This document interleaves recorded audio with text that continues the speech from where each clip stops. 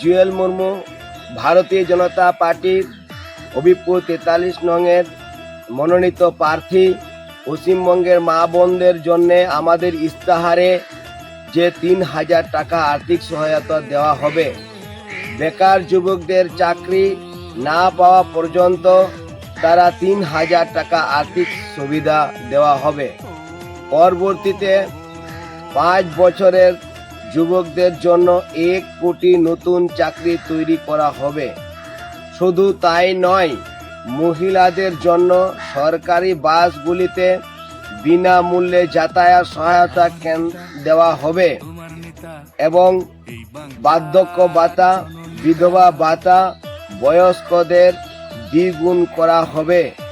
তাই এবার পাল্টানো দরকার, চাই বিজেপি সরকার। নমস্কার, ধন্যবাদ, আশীর্বাদ চাই।